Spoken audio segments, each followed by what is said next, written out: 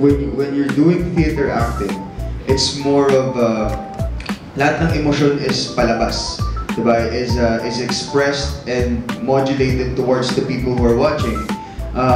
Compared naman sa pag sa pelikula, since lumalapit yung camera sa atin minsan, di ba may mga extreme close-ups tayo, hindi natin kailangan ng ganun kalaking actions, hindi natin kailangan ng ganun kalaking emosyon para mapakita yung iba't ibang klaseng emosyon.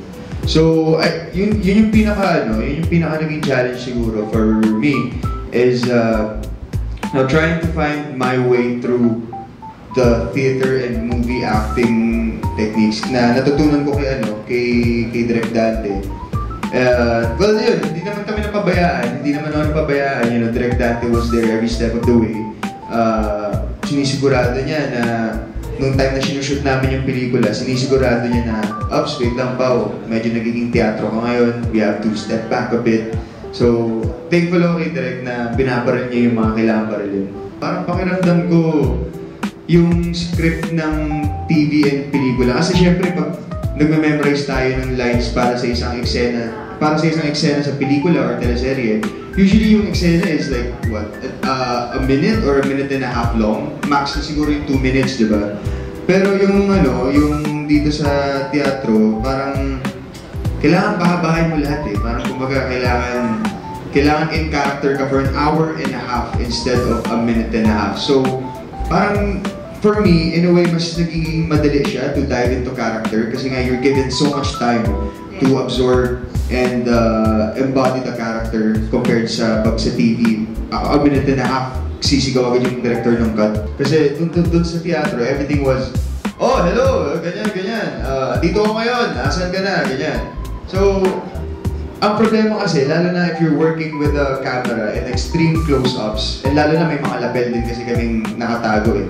So parang ang mangyayari, tendency is, parang nakaka-overstimulate siya pag napanood mo sa pelikula and the actions are too big.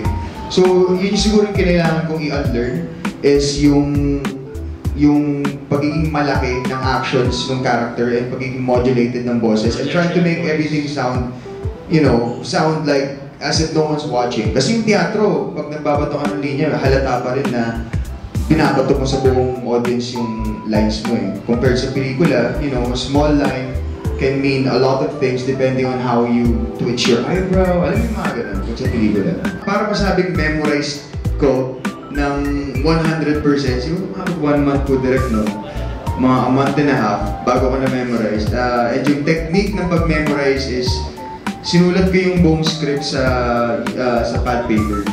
Sinulat ko siya 5 beses. So yung buong script, I had to copy it down. Tapos yung mga siguro pang-limang sulat ko, parang hindi ko na tinitignan yung script. So kailangan makuha ko siya nang nasa isip ko lang. If ever makalimutan, pwede akong sumilip ulit sa script, tapos sulatin ko ulit. Iba eh, kasi if you add muscle to memorization, mas magiging madali yung mga bagay-bagay. Especially if you use the highlights. Parang, in a way, colors and muscle memory, it really helps with memorization. Hey guys, si Paolo Gumabaw to and I just want to invite you guys to watch 8,000 Piso on October 22 in cinemas nationwide. In all cinemas nationwide din, sana abangan natin. Sana magbigay tayo ng time para supportan yung pelikula na to. And God bless.